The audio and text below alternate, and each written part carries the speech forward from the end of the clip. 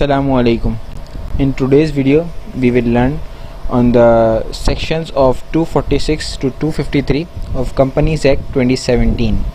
and in this act and in this section the act has referred to the topic of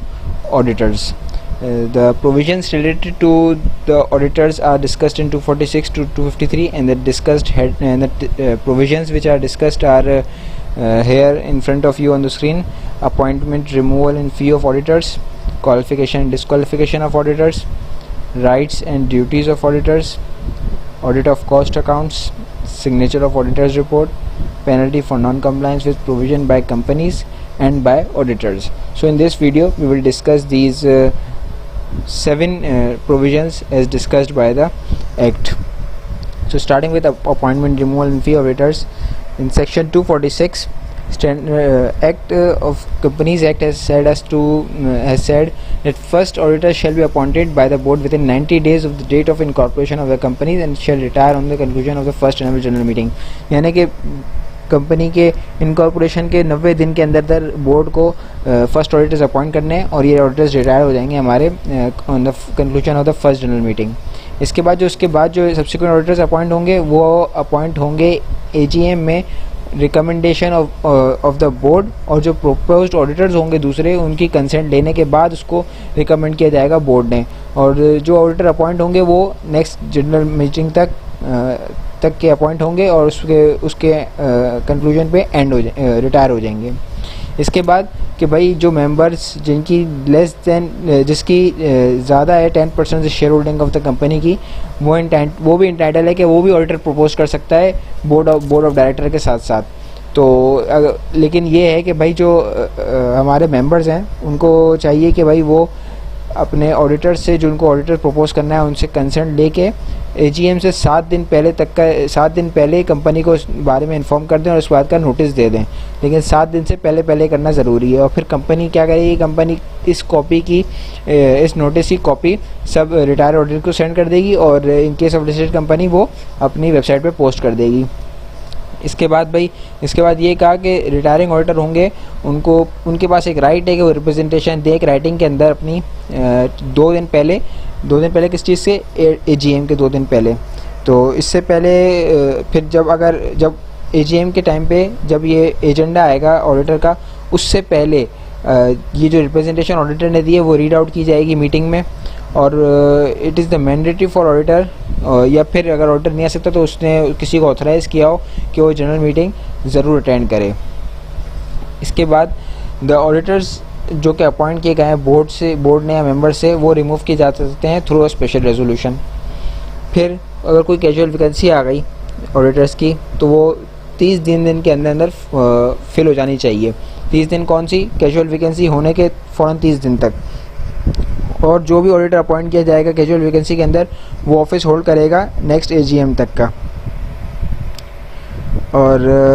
next AGM date where the auditors are removed during the tenure, the board shall appoint the auditors with prior approval of the commission. और ये casual vacancy के case में board जो है वो appoint करेगी auditor approval of commission लेने के बाद. फिर एक्ट ने कुछ इस तरीके से कहा कि भाई अगर कंपनी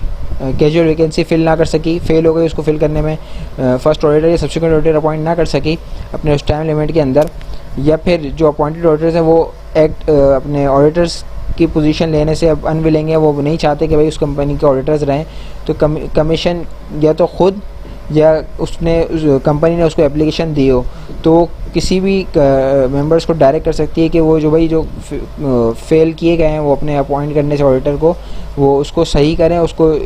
जितना टाइम उसने अपने ऑर्डर में दिया है उसके अंदर जो उन्होंने खिलाफ वर्जी की है कि उसको सही करें और उसको मुकम्मल करें उसका जो एक्ट ने कहा है. अगर वो कंपनी फेल हो जाती है जो कि स्पेसिफाई किया गया है ऑर्डर में कमीशन ने, तो कमीशन खुद अपॉइंट कर देगी ऑडिटर जो कि ऑफिस होल्ड करेंगे अपने नेक्स्ट एजीएम तक का. फिर जो रेम्यूनरेशन है वो फिक्स करेंगे कंपनी, इन केस ऑफ कि अगर कंपनी ने ही उनको अपने ऑडिटर अपॉइंट किया हो, और अगर कमीशन ने अपॉइंट किया होगा तो कमीशन खुद उनको अपना रेम्यूनरेशन फिक्स करके देगी. इसके बाद फिर जब ऑडिटर अपॉइंट हो जाएंगे तो उसके 14 डेज़ के अंदर ऑडिटर कंपनी रजिस्ट्रार को इंटीमेट करेगी और साथ ही उसको कंसेंट भी देगी ऑडिटर की इन राइटिंग. फिर सेक्शन 247 क्वालिफिकेशन ऑफ ऑडिटर्स के बारे में बात की है। क्वालिफिकेशन ऑडिटर्स में बात की है कि इन 3 कंपनीज़ की बारे में बात की गई है। कौन सी companies? Public company, private company जो कि सब्सिडरी है पब्लिक कंपनी की, और तीसरी की जो प्राइवेट कंपनी है उसका पेड अप कैपिटल 10 मिलियन से ज़्यादा का है। इन तीनों कंपनीज़ का ऑडिटर सिर्फ और सिर्फ चार्टर्ड अकाउंटेंट हो सकता है जिसने वैलिड सर्टिफिकेट लिया हुआ हो प्रैक्टिस का from institute of chartered accountants of Pakistan. और फिर इसके अलावा जो बची उसका ऑडिट चार्टर्ड अकाउंटेंट भी कर सकता है और कॉस्ट ऑन मैनेजमेंट अकाउंटेंट भी कर सकता है, और उन्होंने अपने रिस्पेक्टिव इंस्टीट्यूट से वैलिड सर्टिफिकेट लिया हुआ हो प्रैक्टिस का। इसके बाद फिर इसने ये कहा कि भाई अगर इन दोनों केसेस में अगर जो फर्म है अगर वो उसमें majority partners practising partner qualified appointment के लिए तो फिर उसका ऑडिटर का नाम उसके अपने पर्सनल नेम से नहीं लिया जाएगा बल्कि फर्म के नेम से लिया जाएगा। और फिर अगर firm is appointed as auditor of a company तो जो पार्टनरशिप में अपॉइंट की गई है लेकिन उसमें अगर कुछ पार्टनर्स क्वालिफिकेशन क्राइटेरिया मीट करते हैं तो वही ऑथराइज्ड हैं कि भाई वो फर्म के बेहाफ पे साइन करें, जो अनक्वालिफाइड वो साइन नहीं कर सकते। फिर उसके बाद फिर उसने डिस्क्वालिफिकेशन बताई एक्ट ने। None of the following person shall be appointed as auditor of a company, namely कौन कौन भाई? एक तो वो पर्सन जिसने पिछले 3 सालों में कभी भी कंपनी की डायरेक्टरशिप पे होल्ड किया ऑफिसर हो उस कंपनी का, या फिर एम्प्लॉय हो कंपनी का पिछले 3 सालों में, यानी 3 साल उसको कंपनी का डायरेक्टर बने हुए, ऑफिसर बने हुए, एम्प्लॉय बने हुए 3 साल लैप्स ना हुए हों। और फिर कोई भी ऐसा बंदा जो ऑडिटर बनने के लिए आया है वो पार्टनर है या एम्प्लॉय है किसी उस कंपनी के डायरेक्टर का ऑफिस का या एम्प्लॉय का, तो वो भी ऑडिटर की तरह एक्ट नहीं कर सकता, वो भी डिस्क्वालीफाइड है। स्पाउस जो है डायरेक्ट कंपनी का जो डायरेक्टर है उसका स्पाउस भी एज अ ऑडिटर काम नहीं कर सकता। इसके बाद a person who is indebted to a company, indebtedness का क्राइटेरिया क्या बताया कि भाई ऐसा पर्सन जो कि 1 मिलियन से ज़्यादा का सम जो है पेबल रखता हो अपने उस पर ब्याफे के भाई मुझे पे करना है क्रेडिट कार्ड इशूअर को, तो इसका वो ऑडिटर नहीं बन सकता। और साथ में ये भी कि भाई यूटिलिटी कंपनी का अनपेड ड्यूज़ हों for a period exceeding 90 days, तो ये भी जिसके ड्यूज़ यूटिलिटी कंपनी के ड्यूज़ 90 डेज़ से ज़्यादा एक्सीड करके अनपेड हों तो वो भी ऑडिटर एक्ट नहीं कर सकता उस कंपनी का। फिर उसने ये कहा कि भाई अगर किसी बंदे ने किसी थर्ड पर्सन की गारंटी ली हुई है कंपनी के लिए, जो कंपनी अभी जिस कंपनी को ऑडिटर अपॉइंट करने हैं और जो कंपनी उस ऑडिटर को अपॉइंट कर रही है जिसने खुद ने गारंटी ली हुई है कंपनी को गारंटी दी हुई है कि भाई अगर वो फला बंदा अगर आपको पैसे नहीं देता तो मैं आपको पैसे दूंगा, तो ये बंदा भी जिसने गारंटी ली हुई है वो भी एज आ ऑडिटर अपॉइंट नहीं हो सकता। फिर कोई भी ऐसा बंदा या फर्म जो कि डायरेक्टली या इनडायरेक्टली बिजनेस रिलेशनशिप हो कंपनी के साथ other than ordinary course of business, तो वो भी एज ऑडिटर अपॉइंट नहीं हो सकता। कोई ऐसा पर्सन जो कि कन्विक्टेड हो, कोर्ट ने उसको एज इन ऑफेंस कन्विक्ट करार दे दिया गया हो और वो किसी फ्रॉड में इन्वॉल्व हो और उसको उसके कन्विक्शन के 10 साल का टाइम लैप्स ना हुआ हो तब, तो वो भी ऑडिटर नहीं बन सकता। कोई कंपनी भी ऑडिटर नहीं बन सकती। और ICAP के या institute of chartered accountant ICMAP institute of cost and management accountant of Pakistan के कोड ऑफ एथिक्स ने अगर किसी को एलिजिबल नहीं रखा हुआ to act as an auditor तो वो भी यहाँ पे चाहे वो यहाँ पे डिस्क्वालिफिकेशन बल्ले वो मीट करता हो कि भाई यहाँ पे मैं किसी कंपनी डिस्क्वालिफिकेशन में नहीं आता, लेकिन अगर वो कोड ऑफ एथिक्स के हिसाब से डिस्क्वालिफाइड है तो वो इस हिसाब से भी डिस्क्वालिफाइड करार दिया जाएगा। इसी तरीके से इसमें एक्ट ने मेंशन कर दिया। फिर जो ऑडिटर बनना चाह रहा हो वो या उसके स्पाउस या उसके माइनर चिल्ड्रन और फर्म के केस में उस बंदे के पार्टनर्स जो भी इसका ऑडिट क्लाइंट है उसके शेयर्स होल्ड करते हों या उसके एसोसिएटेड कंपनीज के शेयर होल्ड करते हों तो वो डिस्क्वालिफाइड है ऑडिटर बनने के लिए। लेकिन अगर अपॉइंटमेंट से पहले वो शेयर्स उनके पास हैं और साथ में ये कि भाई वो डिस्क्लोज कर देते हैं ये फैक्ट कि भाई अपॉइंटमेंट ऑफ ऑडिटर से पहले, तो उसको भाई कहा जाता है कि भाई आप 90 दिन के अंदर अपने ये शेयर्स डिसइन्वेस्ट कर दो। तो आप as appointment of as a auditor आप कंटिन्यू कर सकते हैं। फिर ये कहा कि भाई person shall not qualified for appointment as auditor, अगर वो डिसक्वालिफाइड हो for appointment of any other company, यानी कि जो मैं अगर अब एक कंपनी की बात कर रहा हूँ AB, वो AB के लिए तो वो क्वालिफाइड है, लेकिन अगर वो डिसक्वालिफाइड है उसकी सब्सिडरी या उसकी होल्डिंग के लिए, तो वो उसकी अपनी AB के लिए भी वो डिसक्वालिफाइड ही करार दिया जाएगा। फिर अगर वो अपॉइंटमेंट के बाद किसी भी डिस्क्वालिफिकेशन में किसी भी डिस्क्वालिफिकेशन क्राइटेरिया में फॉल कर जाता है, तो इमीडिएट इफेक्ट से वो डिस्क्वालिफाइड करा दिया जाएगा और वो उसका इमीडिएट इफेक्ट से वो विकेट हो जाएगा उस ऑफिस से, और उसकी जगह नेक्स्ट ऑडिटर अपॉइंट किया जाएगा। फिर अगर कोई ऑडिटर क्वालिफाइड नहीं है ऑडिटर कहलाने के लिए और ऑडिट करने के लिए as per the companies act, और वो सब्जेक्ट टू डिस्क्वालिफिकेशन है और वो एज ऑडिटर एक्ट करता है, तो वो लायबल होगा पेनल्टी ऑफ लेवल 2 के।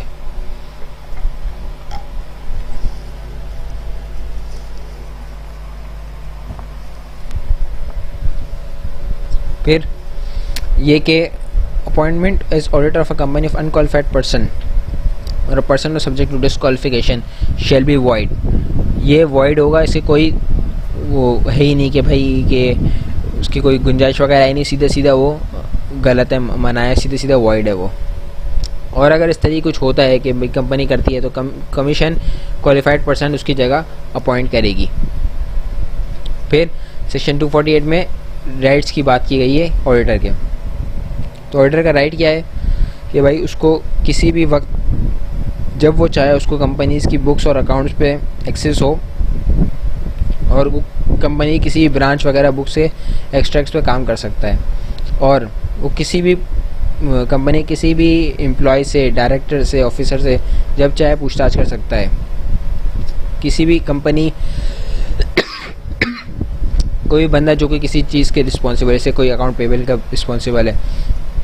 तो वो उससे पूछताछ भी कर सकता है, उसके पास जो चीज़ें हैं उससे भी उसके वो भी उस पर भी एक्सेस है उसका। और किसी सब्सिडरी कंपनी है उसकी, तो हमारी जो होल्डिंग कंपनी की सब्सिडरी है, तो उससे भी उसमें भी पूछताछ कर सकता है, उसको भी मना नहीं किया जा सकता। और फिर एनी ऑफिसर एम्प्लॉय और auditor of any such subsidiary, उसके भी उससे वो पूछताछ कर सकता है, बातचीत कर सकता है उसको, और उसकी सब्सिडरी की बुक्स अकाउंट्स वगैरह भी वो अपने पास एक्सेस होना चाहिए उसके पास, एज एक्ट ने कहा है। और फिर ये कहा कि भाई अगर कोई ऑफिसर कंपनी का रिफ्यूज़ कर देता है, मना कर देता है, या फिर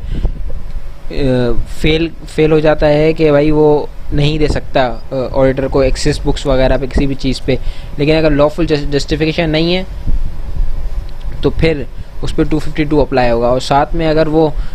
अपनी इंफॉर्मेशन प्रोसेस करता है ऑफिसर, और वो उसको छुपाता है या डिले करता है ऑर्डर को अपनी ड्यूटीज़ परफॉर्म करने में, और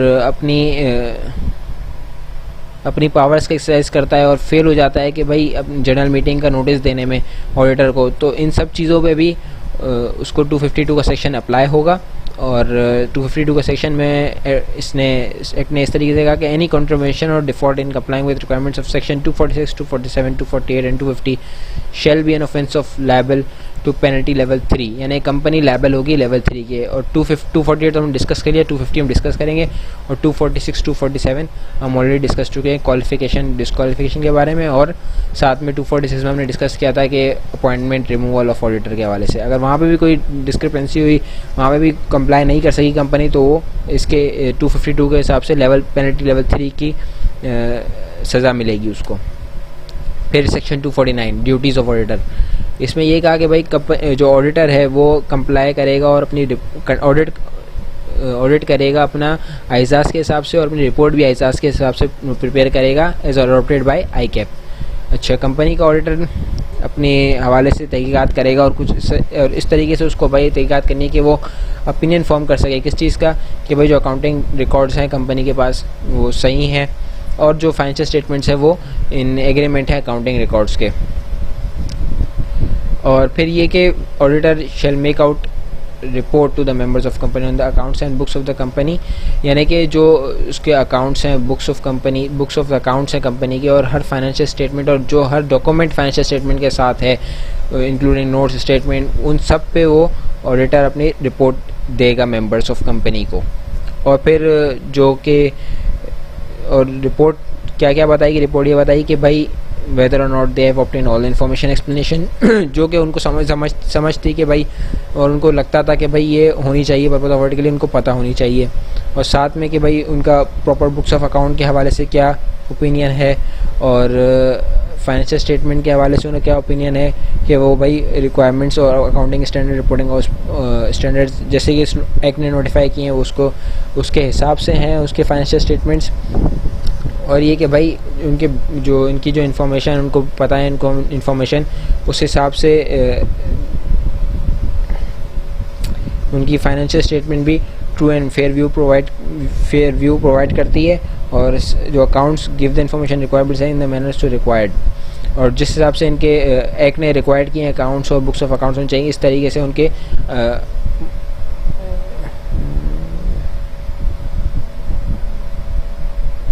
जो इनके अकाउंट्स हैं वो इस एक्ट के हिसाब से ही होने चाहिए। ऐसी तरीक़ात होनी चाहिए कि भाई यहाँ पे लिखा हुआ है ना, to the best of the information according to the explanation given to them, जो भी इनको एक्सप्लेनेशन मिली, और फिर एक्सप्लेनेशन के बाद उनका अपना ओपिनियन है कि भाई जो इनको एक्सप्लेनेशन मिली वो इस एक्ट के हिसाब से ही है, जो इनके अकाउंट्स हैं उनके एक्ट के हिसाब से, और जो फाइनेंशियल स्टेटमेंट है वो ट्रू और फेयर व्यू पेश करते हैं। और फिर इसने ये कहा कि भाई इनके ओपिनियन में कि जो इन्वेस्टमेंट्स की गई हैं, कंपनी ने जो इन्वेस्टमेंट्स की हैं, एक्सपेंडिचर्स की हैं, गारंटीज एक्सटेंड की हैं, वो सिर्फ कंपनी के बिज़नेस के पर्पस के लिए हैं, और ज़कात जो कि एज़ पर ज़कात इंश्योरेंस डिडक्ट लायबल होते हैं ये लोग, तो उन्होंने एट सोर्स डिडक्ट की है या नहीं की। अच्छा, ये जो चीज़ मैंने आपको बताई है, ये वेदर और नॉट इन देयर ओपिनियन की ये जो बी है यहाँ पे, पॉइंट नंबर बी और पॉइंट नंबर सी, इसकी तो मैं आपको एग्जांपल भी अभी दूंगा, लेकिन एग्जांपल दूंगा मैं साथ में सेक्शन 251 के साथ दूंगा, जिसमें सिग्नेचर ऑफ ऑडिटर रिपोर्ट की बात हुई है, तो वहाँ पे आपको ज़्यादा अच्छा और बेहतरीन एक्सप्लेन हो जाएगा। सही है। अच्छा, अब हम आगे बढ़ते हैं कि भाई अगर बी और सी के हवाले से कोई क्वालिफिकेशन आती है अपनी रिपोर्ट के अंदर, कि भाई बोलता है कि मेरे ओपिनियन के हिसाब से ये इन्होंने ये सब चीज़ें नहीं की हैं, तो वो रीज़न भी देगा उस अपनी क्वालिफिकेशन का कि भाई उसने क्वालिफाइड क्यों की उस रिपोर्ट को। फिर कमीशन कह सकता है कि भाई ऑडिटर्स को कि भाई अपनी ऑडिटर रिपोर्ट में सच एडिशनल मैटर्स भी अपनी स्टेटमेंट में इंक्लूड करो। लिखा है direct the auditors report shall also include statement of such additional method as may be specified. तो ये हम लोग अभी बता नहीं सकते कि भाई कैसे, वो जो ऑडिटर होगा उसका कमीशन का, वो उस हिसाब से वो अपने उसमें स्टेटमेंट में इंक्लूड करेगा, ऑडिटर रिपोर्ट अपनी स्टेटमेंट में इंक्लूड करेगा, लेकिन वो सिर्फ ऑर्डर पर डिपेंड करता है, जो ऑर्डर है उसके हवाले से। फिर ये कि ऑडिटर एक्सप्रेस करेगा मॉडिफाइड ओपिनियन सिर्फ और सिर्फ किस चीज़ को कंप्लाई करते हुए, रिक्वायरमेंट ऑफ आइजास को, इंटरनेशनल स्टैंडर्ड ऑफ ऑडिटिंग। फिर ये कि कमीशन अपने जर्नल या स्पेशल ऑर्डर से डायरेक्ट कर सकता है कि जो स्टेटमेंट ऑफ कंप्लाइंस है as per section 4 of section 227 of the act, वो भी ऑडिटर रिव्यू करे और उसकी भी एक रिव्यू रिपोर्ट इशू करे to the members as the format specified by the commission. फिर इसके बाद auditor of a company shall attend इस जनरल मीटिंग, और उसको हक है कि भाई वो ऑल नोटिस रिसीव करे और हर कम्युनिकेशन की जो चीज़ें हैं जनरल मीटिंग के हवाले से वो उसको रिसीव हो। फिर सेक्शंस 250 से 250 में क्या है कि भाई उसने कमीशन कह सकता है कि भाई कॉस्ट अकाउंट का भी ऑडिट करे कंपनी, और इन सच अ मैनर करे कि भाई वो ऑडिटर को भाई वो स्टिपुलेशंस दे दे, अपनी कुछ शराइस दे दे, कंडीशन दे दे कि भाई, और वो उस शराइस वगैरह वो उसके ऑर्डर में लिखी हुई होंगी। और ये ऑडिट ऑफ कॉस्ट अकाउंट कर सकते हैं सिर्फ चार्टर्ड अकाउंटेंट्स और कॉस्ट एंड मैनेजमेंट अकाउंटेंट्स। अब है section 251 signature of audit reports. इसमें क्या कहा कि भाई, इसमें ये कहा कि भाई ऑडिटर रिपोर्ट, उसमें ऑडिटर की रिपोर्ट में लिखा होना चाहिए name of auditor, engagement partner, signed होनी चाहिए, और डेट भी इंडिकेट करनी चाहिए कि भाई कहाँ पे डेट, और ये भी इंडिकेट करना चाहिए कि कहाँ पे वो किस प्लेस पे वो साइन हुई है। तो अगर तो ऑडिटर सिर्फ और सिर्फ इंडिविजुअल है, कोई फर्म नहीं है, तो रिपोर्ट उसने साइन करनी है। अगर ऑडिटर जो है वो फर्म है तो रिपोर्ट साइन की जाएगी पार्टनरशिप फर्म के नाम से और उसमें पार्टनरशिप का नाम भी होगा। अच्छा, अब आप एग्जांपल देख लेते हैं। जैसे मैंने पहले डिस्कस किया था कि मैं 251 के साथ एग्जांपल बताऊंगा, तो आप ये देख सकते हैं report on other legal and regulatory requirements में उसने बताया है, उसने अपने ओपिनियन दिया है कि बेस्ड ऑन आवर ऑडिट